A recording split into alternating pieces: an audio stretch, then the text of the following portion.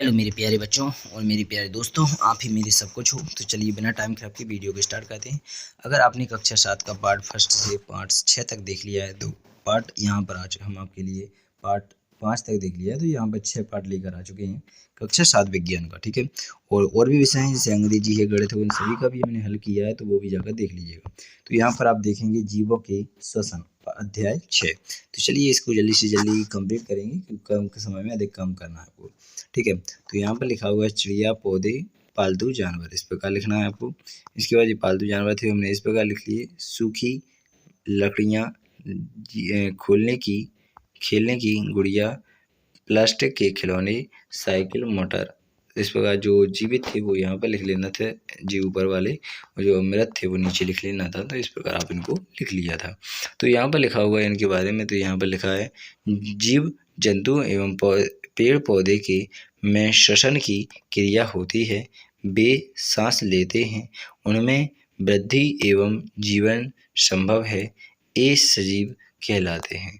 तो आशा करेंगे आप सभी को समझ में आ गया होगा। रिक्त स्थानों की पूर्ति दिए गए विकल्पों में से चुनकर कीजिए।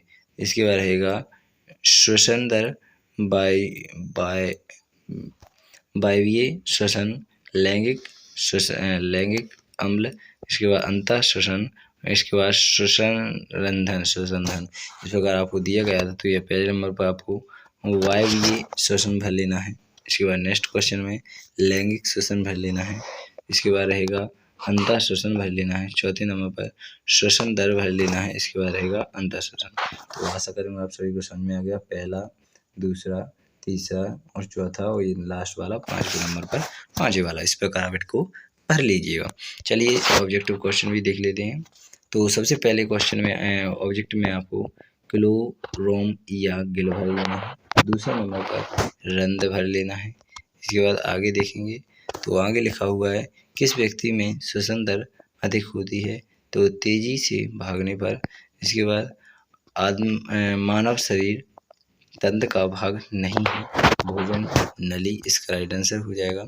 इसके बाद आगे देखेंगे आप, बताओ मैं कौन हूँ, मैं हवा में उपस्थित हूँ, मैं श्वसन के दौरान फेफड़े में प्रवेश करती हूँ, तुम मेरे बिना जीवित नहीं रह सकते, मैं तुम्हारे शरीर को ऊर्जा प्रदान करती हूँ।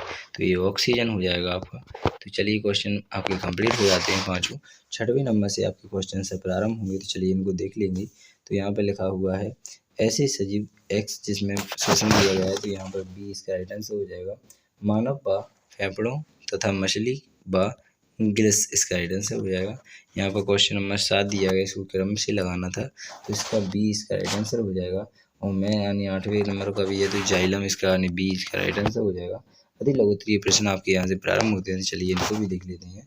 तो यहाँ पर श्वसन रंध्र द्वारा, इसका राइट आंसर हो जाएगा। कॉकरोच के शरीर में श्वसन कहलाते किसके द्वारा होता है। इसके बाद हमें नियमित भोजन क्यों करना चाहिए, तो इस प्रकार आप इनको भी देख लीजिएगा। तो इसके बाद आएगा क्वेश्चन नंबर 3, कोशिका में ऑक्सीजन की उपस्थिति में भोजन के विखंडन के प्रक्रम को क्या कहते हैं, तो अवायवीय श्वसन कहलाते हैं। तो इस प्रकार आप इनको देख लीजिएगा। क्वेश्चन नंबर 4 देखेंगे, ज्येष्ठम में श्वसन की विधि को स्पष्ट करते हुए लिखिए। ज्येष्ठम अवश्यम रूप में श्वसन करते हैं और इस प्रक्रिया के समय एल्कोहल निर्मित करते हैं। तो यहाँ पर रहेंगे अत्यधिक व्यायाम करने पर हमारी पेशियों में ऐंठन क्यों होती है, कारण लिखिए। तो यहाँ पर आप देख लेंगे, इनको सभी को देख लीजिएगा। अत्यधिक व्यायाम करने पर हमारी पेशियों में ऐंठन क्यों होती है, कारण लिखिए। पेशियों के आंतरिक अवादीय श्वसन करने के कारण। इस प्रकार आप 6वां क्वेश्चन देख लीजिएगा। यहाँ पर 6वें के नंबर पर यहाँ लिखा है बैठकर पढ़ते समय, दौड़ते समय, रोते समय। यहाँ पर क्या क्या समय लिखा हुआ है, 15 से 18 बार। यहाँ पर श्वसन दर तीव्र समय यहाँ पर कितनी हो जाती है, इस प्रकार का दिया गया है, सभी कुछ लिख लीजिएगा। इसके बाद रहेगा आपका नीचे दिया हुआ मेंढक के बारे में, तो यहाँ पर आप देखेंगे किससे सांस लेता है। मेंढक है जो त्वचा से लेता है, ग्रीस है वो आवासीय से लेता है, कॉकरोच है वो श्वास रंध्र से लेता है, यहाँ मछली है वो फेफड़े से लेती है, छिपकली है वो मछली गिल से लेती है, फेफड़ा जो यानी छिपकली है वो फेफड़ा से लेती है। तो इस प्रकार आप इनको भी अच्छी तरह से देख लीजिएगा क्वेश्चन नंबर 7 को। तो यहाँ पर भी और भी है जो उनको भी देखेंगे। गाय फेफड़े से लेती है, सर्प ग्लोब या गिल से लेता है, पक्षी फेफड़ा से लेता है, केंचुआ त्वचा से लेता है और मनुष्य फेफड़ा से लेता है। इस प्रकार आपने क्वेश्चन नंबर 7 कंप्लीट कर लिया है। क्वेश्चन नंबर 8 देखेंगे। डाल्फिन अक्सर पानी की सतह पर आकर पानी की फुहार छोड़ती है, क्यों? यहाँ पर सांस लेने के लिए।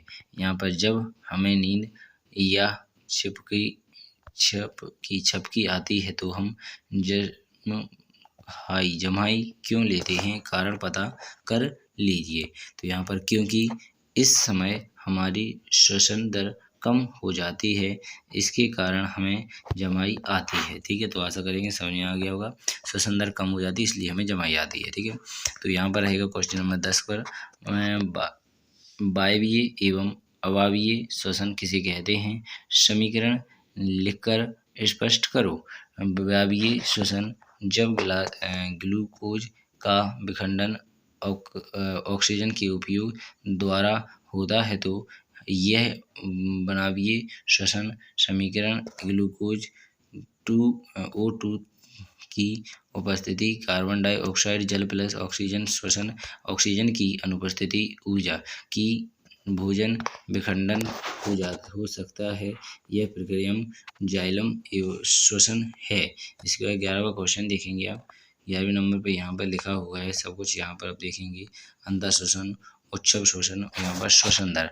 इस प्रकार आप देखेंगे कोई व्यक्ति 1 मिनट में जितना बार श्वसन करता है वह उसकी श्वसन दर कहलाती है। इसके बाद रहेगा प्राणायाम क्यों आवश्यक है, हमें धूम्रपान क्यों नहीं करना चाहिए। इस प्रकार आप देखेंगे इनको सभी को अच्छी तरह समझ लीजिएगा। प्रश्न नंबर 11 रहेगा आपका प्राणायाम क्यों करना चाहिए। इस प्रकार आप इसको भी देख लीजिएगा। तो यहाँ पर आप इसको भी आप अच्छी तरह से देख ही लेंगे। नियमित परंपरा श्वसन व्यवसाय प्राणायाम से हमारे फेफड़ों में वायु की अंदर आने की क्षमता को बढ़ाता है। इस प्रकार हमारे शरीर की फेफड़ों को ज़्यादा ऑक्सीजन की आपूर्ति होती है। इसके फलस्वरूप अधिक ऊर्जा उत्पन्न होती है। धूम्रपान से हमारे फेफड़े खराब होते हैं। इस प्रकार आप क्वेश्चन नंबर 13 देखेंगे, दीर्घोत्तरीय प्रश्न। तो यहाँ पर अंगों के नाम लिखेंगे। मानव शरीर तंत्र के अंगों के नाम लिखिए यहाँ पर, जैसे नासा गुहा, मुंह गुहा, ग्रसनी, श्वसन नली, फेफड़ा, प्रख नली, डायफ्राम। इस प्रकार आप इनको देख लीजिएगा। क्वेश्चन नंबर 14 रहेगा। श्वसन प्रक्रिया में डायफ्राम की भूमिका का वर्णन कीजिए। एक बड़ी पेशिरा परत जो डायाफ्राम कहलाती है, वृषण गुहा को आहार प्रदान करती है। श्वसन के डायफ्राम की प्रणाली में बनी प्रिज्म की गति स्थिर होती है। अंतः श्वसन के समय पसलियाँ ऊपर और बाहर की ओर गति करती हैं और डायफ्राम के नीचे की ओर गति करता है। यह राशि हमारे वक्ष गुहा के आयतन की बढ़ जाती है और वायु फेफड़े में आ जाती है। इस प्रकार क्वेश्चन नंबर 10 देखेंगे। पादपों में श्वसन का चित्र द्वारा समझाइए। इस प्रकार इसे भी देख लीजिएगा। तो यहाँ रहा आपका क्वेश्चन का चित्र। तो यहाँ पर आप देखेंगे प्रश्न क्रमांक प्रोजेक्ट फर्स्ट का भी आंसर। तो यहाँ पर लिखा है अपने 10 सहयोगियों को विभिन्न परियोजनाओं में श्वसन दर में होने वाली परिवर्तन का अनुमान अनुमान लगाकर नीचे दिए गए प्रश्नों की सहायता कीजिए, विशेष तालिका पूर्ण कीजिए। इस प्रकार आपको दिखा हुआ है, जैसे पहले लिखा है अमर, फिर यहाँ पर लिखा है सृजन, इसके बाद रोहित, यहाँ पर चंदू, इसके बाद मोहित। तो इसके बाद इनके बारे में लिखा होगा तो वो आप यहाँ पर देखेंगे। रुबल, कृष्णा, अभी, मनीष, इनके बारे में भी लिखा है, सामान। तो इन सभी को आप अच्छी तरह से प्रोजेक्ट फर्स्ट देख लेंगे। प्रोजेक्ट सेकंड में आपको स्टॉप बना दिया गया, बच्चों दिए गए स्थान पर धूम्रपान को रोकने के लिए पोस्टर बनाइए एवं धूम्रपान को रोकने हेतु एक स्लोगन लिखिए। पोस्टर, अगर शरीर का रखना है ध्यान, तो आज से बंद करो धूम्रपान। धूम्रपान भयंकर आफत है, देता मौत का दावत है। धूम्रपान पर भयंकर आफत है, देता मौत का दावत है। तो आशा करेंगे यह भी आपका कंप्लीट हो जाता है प्रोजेक्ट फर्स्ट और सेकंड। तो बिना टाइम खराब किए आपको मैं बता दूं कि अगली वीडियो मिलेंगे जहां पर और भी पेपरों का सलूशन लेकर आपके लिए उपस्थित होंगे। तो धन्यवाद। बिना टाइम खराब किए अगली वीडियो मिलेंगे। भारत माता की जय। जय हिंद, जय भारत।